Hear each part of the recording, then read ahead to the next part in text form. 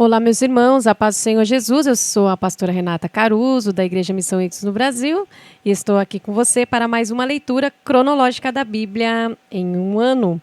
Hoje, dia 10 de setembro, nós faremos a leitura no livro de 2 Crônicas, do capítulo 33 ao 36, e assim finalizaremos o livro de 2 Crônicas, tá? Então vamos lá, segundo livro de Crônicas, do capítulo 33 ao 36. 2 Crônicas, capítulo 33. Manassés tinha 12 anos de idade quando começou a reinar e reinou 55 anos em Jerusalém. Sua mãe se chamava Refizibá. Ele agiu mal diante do Eterno e reintroduziu todas as práticas imorais e perversas dos povos que o Eterno havia expulsado de diante dos israelitas. Reconstruiu os altares de prostituição de seu pai. Ezequias destruíra. Construiu altares e postes sagrados para o deus da fertilidade, Baal, e para a deusa da prostituição, Azerá, como Acabe, rei de Israel, tinha feito. Adorou todo tipo de astros. Construiu altares pagãos até dentro do templo de Jerusalém, dedicado exclusivamente por decreto do Eterno. Em Jerusalém estabelecerei o meu nome. E construiu ainda altares a todo tipo de astros e os colocou nos 2 pátios do templo do Eterno. Ofereceu o próprio filho em sacrifício. Praticou magia e feitiçaria. Consultou espíritos dos mortos. Enfim, provocou a ira do Eterno, cometendo todo tipo de profanação. A gota d'água foi pôr a imagem da deusa da prostituição Azerá dentro do templo do Eterno. Uma afronta flagrante à declaração do Eterno a Davi e a Salomão. Neste templo e na cidade de Jerusalém, que escolhi entre todas as tribos de Israel, estabelecerei o meu nome para sempre. Nunca mais deixarei meu povo Israel andar errante fora da terra que dei a seus antepassados, contanto que obedeçam a tudo que ordenei por meio do meu servo Moisés. Manassés fez o povo se desviar e conseguiu ser pior que as nações pagãs que o Eterno havia destruído. Assim, quando o Eterno falou a Manassés e ao povo, eles simplesmente o ignoraram. Por isso o Eterno induziu os comandantes das tropas do rei da Síria a prender Manassés. Eles puseram um gancho no nariz e corrente nos pés do rei de Judá e o levaram para a Babilônia. Apavorado, ele se ajoelhou e, arrependido, pediu a ajuda do Deus de seus antepassados. Enquanto orava, Deus se comoveu, atendeu ao seu pedido, trouxe-o de volta a Jerusalém e lhe devolveu o seu reinado. Assim, Manassés reconheceu que o Eterno estava no comando. Depois disso, Manassés se reconstruiu e elevou o muro externo de defesa da cidade de Davi, a oeste da fonte de Gion, no vale. Prosseguiu até a porta do peixe e contornou a colina de Ofel. Fortaleceu o sistema de defesa, enviando comandantes militares a todas as cidades fortificadas de Judá. Fez uma grande limpeza no templo, retirando todos os ídolos pagãos e as imagens das deusas. Retirou e jogou num lugar fora da cidade todos os altares que ele mesmo tinha posto na colina do templo e os que tinha espalhado por Jerusalém. Restaurou o altar do Eterno e reiniciou o sacrifício, apresentando ofertas de paz e de ações de graça. Ele decretou que todo o povo servisse e adorasse apenas ao Eterno, o Deus de Israel. Mas o povo não o levou a sério. Eles usaram o nome do Eterno, mas continuavam a sacrificar nos altares locais e insistiam nas antigas práticas pecaminosas. O restante da história de Manassés, sua oração ao seu Deus, as mensagens que os profetas transmitiram pessoalmente pela autoridade do Eterno, está tudo registrado nas crônicas dos reis de Israel. Sua oração e como Deus se compadeceu dele, a relação de todos os seus pecados e suas práticas, a construção dos altares pagãos, dos locais de adoração à deusa da prostituição Azerá e das imagens que ele adorava antes de sua conversão estão descritos no registro dos profetas. Manassés morreu, foi sepultado no jardim do palácio e o seu filho Amon o sucedeu. Amon tinha 22 anos de idade quando começou a reinar. Reinou 2 anos em Jerusalém. Ele agiu mal diante do Eterno, como seu pai Manassés, mas nunca se humilhou perante o Eterno, como fez Manassés. Pelo contrário, ele foi se tornando cada dia pior.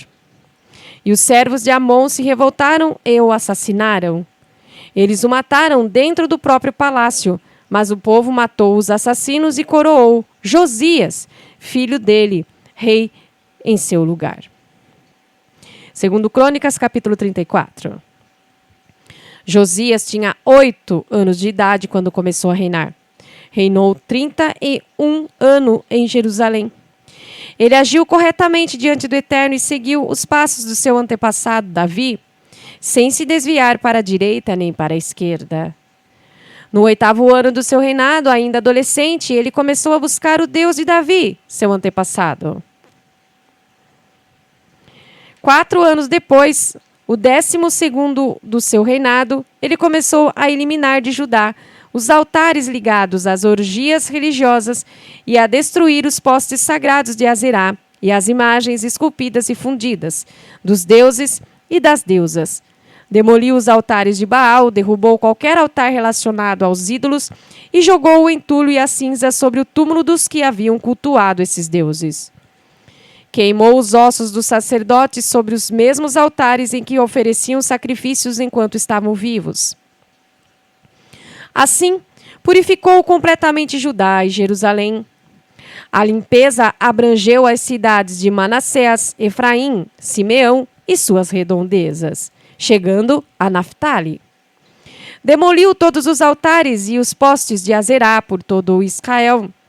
Destruiu as imagens das deusas e dos deuses e queimou os altares locais. Depois de Israel ter sido purificado, voltou para Jerusalém. Certo dia, no 18º ano do seu reinado, depois de completar a purificação do país e do templo, o rei Josias incumbiu Safã, filho de Azalias, Maazéias, governador da cidade, e Joá, filho de Jeoacás, o arquivista do palácio, de restaurar o templo do Eterno. A primeira providência foi entregar todo o dinheiro arrecadado pelos guardas levitas de Manassés, de Efraim e do restante de Israel, de Judá, de Benjamim e dos moradores de Jerusalém, nas mãos dos encarregados da obra do templo do Eterno. Com esses recursos, eles podiam pagar os trabalhadores que faziam os reparos no templo, os carpinteiros, os construtores e os pedreiros. Assim, eles puderam comprar madeira e pedras lavradas para reforçar os alicerces que os reis de Judá haviam deixado deteriorar. Os trabalhos eram dedicados e honestos. Eram supervisionados por Jaate e Obadias, levitas descendentes de Merari, e por Zacarias e Mesulão, descendentes de Coate, administradores da obra.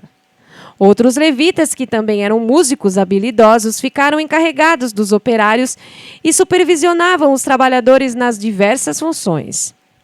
Os levitas ainda eram encarregados de fazer os serviços de contador, administrador e guardas de segurança. Enquanto recebiam o dinheiro ofertado ao templo do Eterno, o sacerdote principal Ilquias encontrou uma cópia da revelação de Moisés. Ele contou ao secretário Safã: "Acabei de encontrar o livro da revelação do Eterno." Ele contou ao secretário Safã: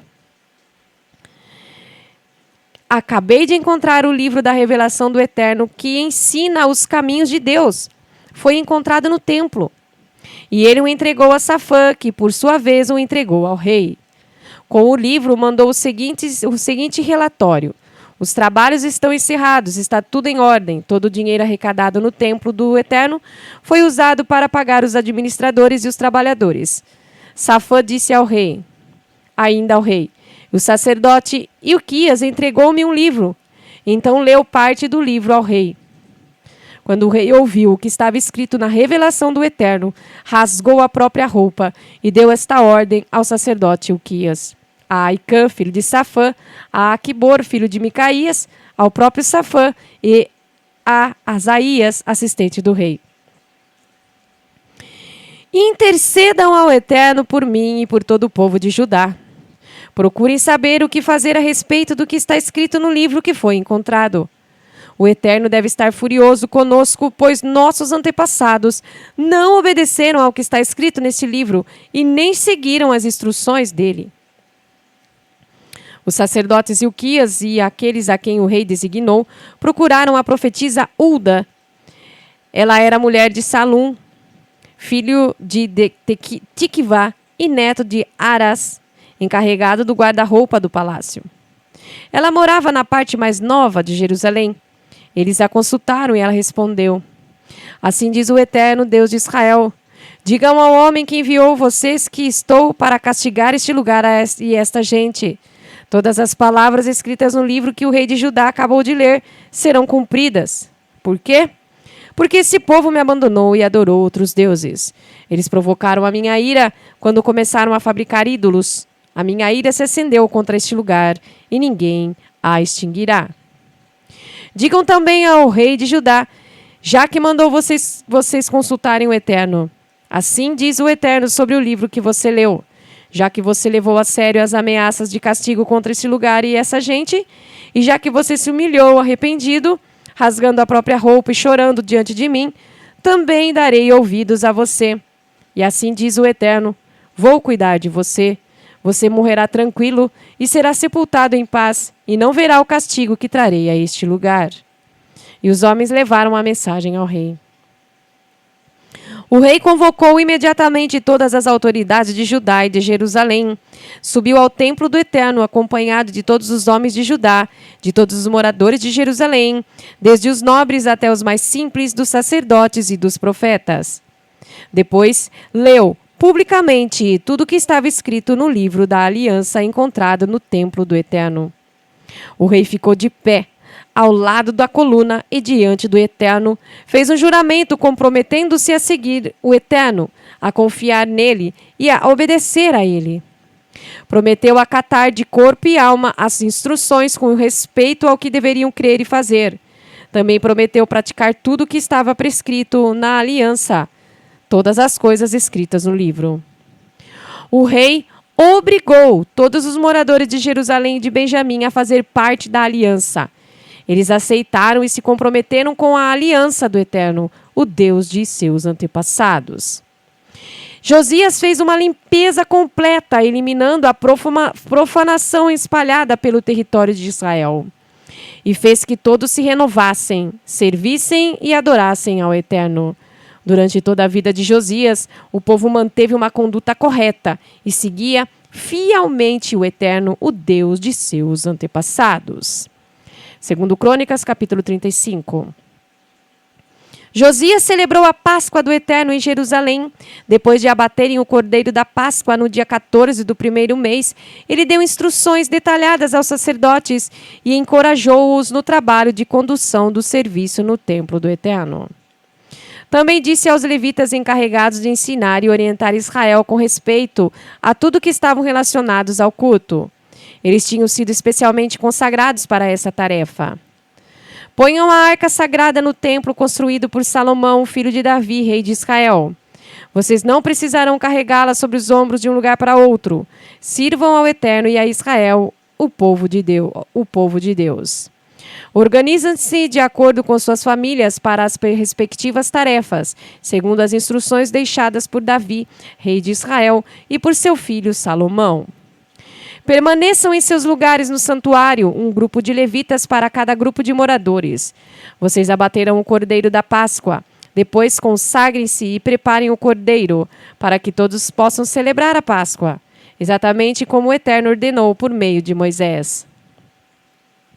Josias doou pessoalmente 30.000 ovelhas, cordeiros e cabritos e 30.000 bois. E 3.000 bois.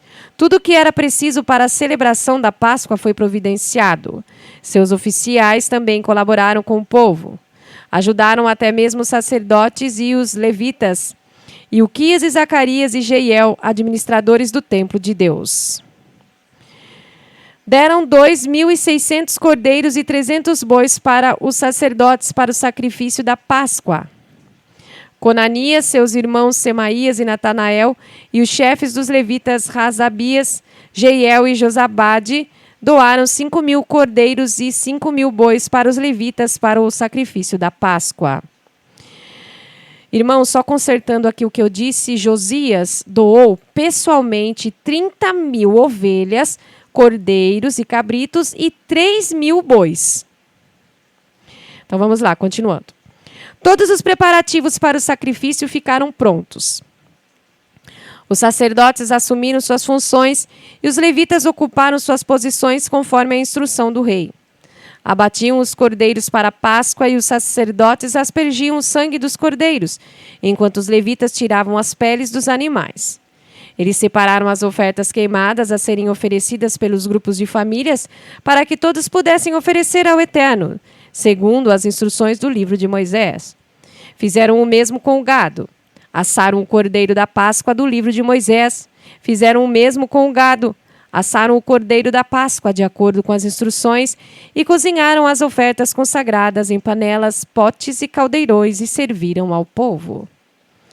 Depois de o povo comer a refeição sagrada, os levitas se serviram e serviram aos sacerdotes, descendentes de Arão, pois os sacerdotes ficaram trabalhando até tarde da noite, oferecendo sacrifícios sobre o altar.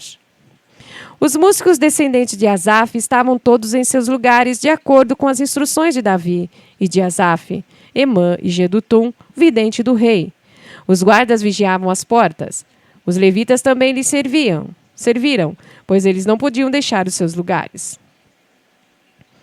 Assim, naquele dia, tudo foi realizado a serviço do Eterno para a celebração da Páscoa e o sacrifício das ofertas queimadas sobre o altar do Eterno, conforme as ordens de Josias, durante 7 dias. Os israelitas celebraram a Páscoa, também conhecida como Festa dos Pães Sem Fermento. A Páscoa não havia sido celebrada dessa maneira desde os dias do profeta Samuel, e nenhum dos reis havia celebrado. Mas Josias, os sacerdotes, os levitas, todo o povo de Judá e de Israel, que compareceram naquela semana, além dos moradores de Jerusalém, todos eles a celebraram. Essa Páscoa foi celebrada no 18º ano do reinado do rei Josias. Algum tempo depois de Josias ter concluído a reforma do templo, Neco, rei do Egito, marchou para a guerra contra Carquemes, às margens do rio Eufrates. E Josias saiu para enfrentá-lo.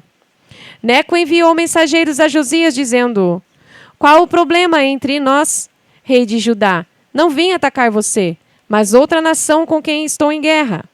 Deus mandou que eu me apressasse, por isso não me atrapalhe, pois você está impedindo o próprio Deus, que está do meu lado, e ele destruirá você. Mas Josias não voltou atrás e nem acreditou nas palavras de Neco. Entretanto, era Deus quem estava falando. E, apesar de o rei Josias ter se disfarçado para enfrentá-lo nas planícies de Megido, os flecheiros o atingiram. E o rei disse aos seus oficiais: Tirem-me daqui, estou ferido. E os soldados tiraram o rei do carro dele e o puseram em outro que o transportou de volta a Jerusalém. Ali ele morreu e foi sepultado no cemitério da família. Todos em Judá e em Jerusalém compareceram ao funeral.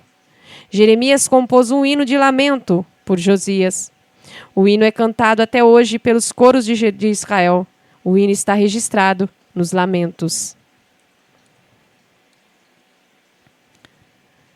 O restante da história de Josias, sua vida exemplar e dedicada de acordo com a revelação de Deus, do início ao fim, está tudo registrado nas crônicas dos reis de Israel e de Judá.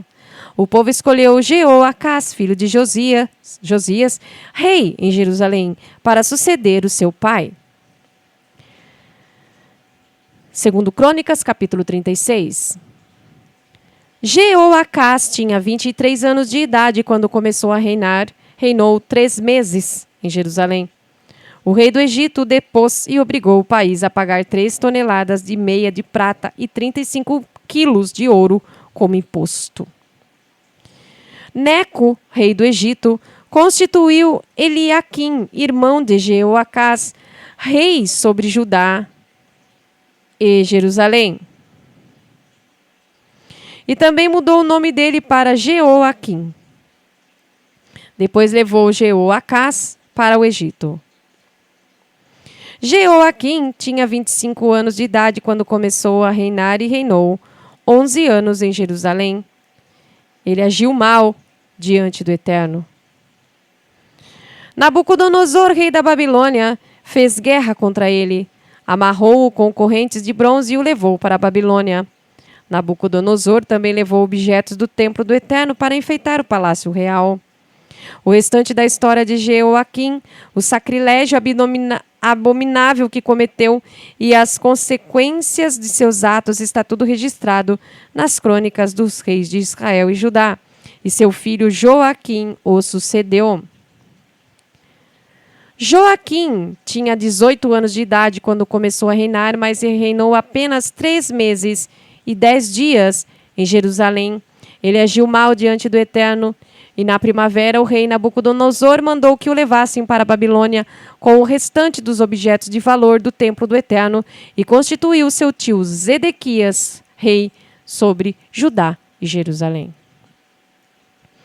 Zedequias tinha 21 anos de idade quando começou a reinar e reinou 11 anos em Jerusalém. Ele agiu mal diante do Eterno, como os outros reis. Quando o profeta Jeremias o confrontou com a palavra do Eterno, ele não se arrependeu. Rebelou-se contra o rei Nabucodonosor, que o tinha feito jurar lealdade no nome de Deus. Obstinado, não reconheceu ao Eterno, nem passou pela sua mente arrepender-se. Sua maldade contagiou os líderes, os sacerdotes e todo o povo. A corrupção era generalizada. Eles repetiam todas as práticas abomináveis dos pagãos, profanando o templo do Eterno recém-consagrado em Jerusalém. O Eterno, o Deus de seus antepassados, enviou repetidas advertências contra eles. Deus concedeu a eles várias oportunidades de arrependimento, por compaixão do povo e do templo. Mas eles não quiseram saber. Zombavam dos mensageiros do Eterno, desprezavam a mensagem e ridicularizavam os profetas. A ira do Eterno foi crescendo, até chegar a um ponto sem volta. O Eterno convocou Nabucodonosor, rei da Babilônia, que invadiu a nação e massacrou a população sem dó, até dentro do templo. Foi uma verdadeira carnificina que não poupou ninguém. Jovens, moças, adultos e idosos, todos foram tratados da mesma maneira. Em seguida, ele se apossou de tudo que havia no templo, todos os objetos de valor, não deixou nada para trás. Ele esvaziou também os tesouros do templo do Eterno e o tesouro dos oficiais, dos reis, do rei e dos oficiais. Depois, transportou tudo para a Babilônia, as pessoas e os objetos de valor. Ele incendiou o templo do Eterno, deixando-o em ruínas. Destruiu os muros de Jerusalém, incendiou todas as construções, a cidade inteira foi queimada. Os sobreviventes foram levados cativos para a Babilônia e se tornaram escravos de Nabucodonosor e de sua família. O exílio e a escravidão prolongaram-se até o reino da Pérsia conquistou a Babilônia. Prolongaram-se até que o reino da Pérsia conquistou a Babilônia. E foi justamente esta a mensagem do Eterno por meio da pregação de Jeremias. A terra desolada teve o seu descanso sabático, um descanso de 70 anos, como compensação pelos sábados não respeitados.